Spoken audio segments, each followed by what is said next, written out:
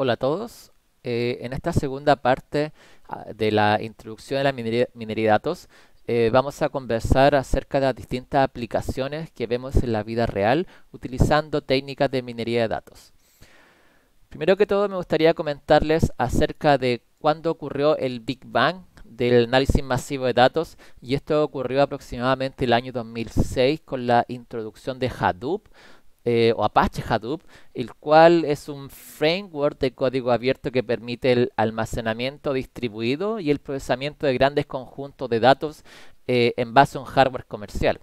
Anteriormente todo esto estaba, digamos, vinculado a ciertas empresas solamente que podían utilizar este hardware, o este framework en realidad, pero cuando se liberó a todo el público de forma de código abierto, cualquier persona, cualquier startup, cualquier pequeña empresa podía hacer análisis masivo de datos, lo que hacía que estuviera al alcance de todos. Entonces, durante este tiempo, a partir de esto, hubo un boom del análisis de datos, lo que requirió ciertas técnicas avanzadas para poder hacer esto de manera automática.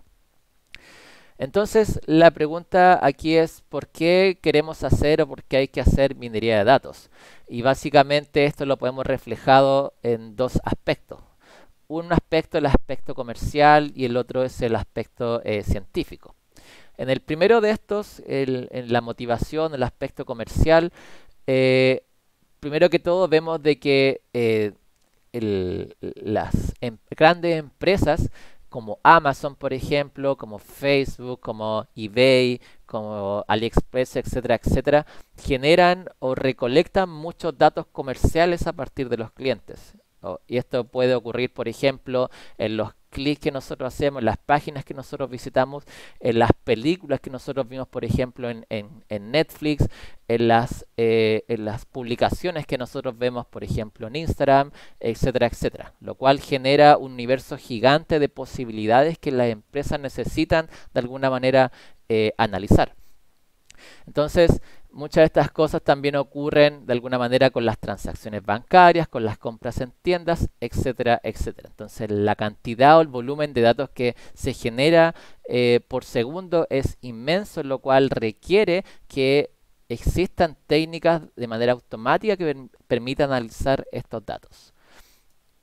Entonces vemos un caso particular, un caso más o menos, digamos, generalizado de cómo funciona el análisis de datos, por ejemplo, para el caso de grandes comercios como Amazon, donde vemos de que a un usuario común se le pueden recomendar cosas en base a productos que la persona haya comprado o productos similares que otra persona haya comprado respecto a este usuario. Entonces, ese análisis o ese estudio se tiene que realizar utilizando ciertos algoritmos en base a patrones que van ocurriendo a lo largo del tiempo o en ciertos instantes de tiempo. Entonces, esta es una de las aplicaciones que nosotros podemos ver fuertemente en diferentes aplicaciones como Amazon, lo vemos en tiendas comerciales nacionales, ¿cierto?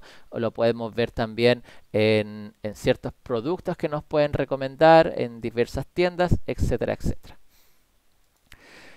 Por otro lado, también tenemos el hecho de que si yo tengo algún producto que estoy viendo, ¿cierto? Que quisiera comprar o he comprado, eh, el sistema, ¿cierto? Las grandes tiendas comerciales podrían ofrecerme productos similares que otros usuarios han comprado. Por ejemplo, si yo veo este estuche, ¿cierto? Relacionado a Frozen, el sistema podría de alguna manera analizar los datos, hacer un estudio de ellos y recomendar, ¿cierto?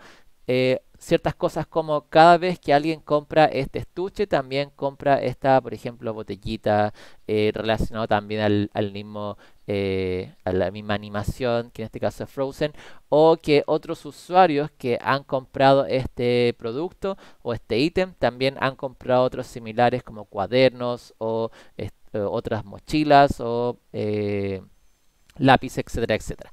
Entonces, todo este análisis se hace, ¿cierto?, en base a la recolección de grandes volúmenes de datos, ya que solamente analizar un usuario o dos usuarios no genera una buena predicción, una buena recomendación, sino que lo que hay que analizar son cientos o miles o millones de usuarios para generar una predicción bien precisa que permita al usuario, ¿cierto?, en este caso elegir un producto similar o una compra asociada a lo que ya hizo. También tenemos el caso de Netflix, que es súper conocido, ¿cierto? Que Netflix generalmente nos recomienda títulos similares a lo que nosotros hemos visto. En un comienzo, ¿cierto? Muchas veces ocurre que estas aplicaciones nos preguntan acerca de nuestros gustos para generar una lista más o menos parecida a lo que nosotros podríamos ir viendo, pero esto también se va alimentando en el tiempo. Cada vez que vemos una serie, cada vez que le damos una nota a la serie, cada vez que terminamos, ¿cierto?, una película, etcétera, etcétera, el sistema va de alguna manera actualizándose automáticamente para que las recomendaciones sean lo más cercanas o certeras posibles a lo que nosotros queremos. Entonces, aquí en general se pasan algunas cosas, ¿cierto? Por ejemplo, las mejores selecciones que podrían estar asociadas, ¿cierto?, a algunas series. Si nosotros vimos House, por ejemplo, podríamos querer ver, por ejemplo, Grey Anatomy, Bones, etcétera, etcétera. Y porque tú viste cierta serie, también podrías querer ver algo que es más o menos asociado a ella. Ahora, desde el punto de vista, desde el punto de vista científico, ¿por qué también existe una motivación en este sentido?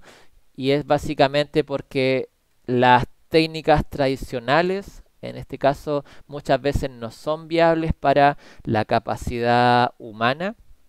Es decir, si recolectamos, por ejemplo, una cadena de ADN, si recolectamos imágenes o mediciones del espacio, vemos que pueden ser gigas y teras y miles de teras de datos, lo cual hace imposible que un humano en un tiempo acotado pueda hacer mediciones sobre ellas de manera manual. Entonces, las técnicas ya han quedado un poco en el pasado y donde vemos, por ejemplo, que algunas observaciones generan gigas por hora o teras por día. Entonces, analizar eso, posterior a eso, podría tardar incluso años.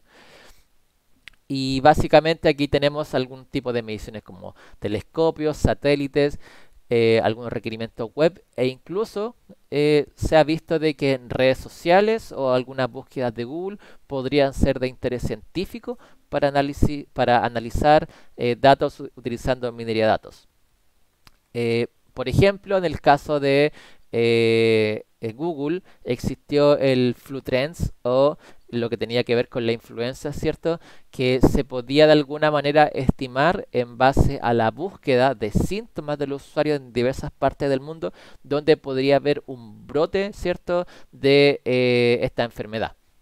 Entonces, si la gente buscaba muchos síntomas asociados a influenza, resfrío como fiebre, por ejemplo, tos, dolor de cabeza, etcétera, etcétera, en cierta parte del mundo, por ejemplo, todo esto está asociado principalmente en Santiago. En base a estas búsquedas, se podía estudiar si es que podía haber un posible brote o no en Santiago y en las diversas regiones o ciudades aledañas a esta localidad. Entonces, desde este punto de vista, utilizando la web o a veces también redes sociales, se podían hacer este tipo de estimaciones, por ejemplo, en este caso, asociadas a la influenza.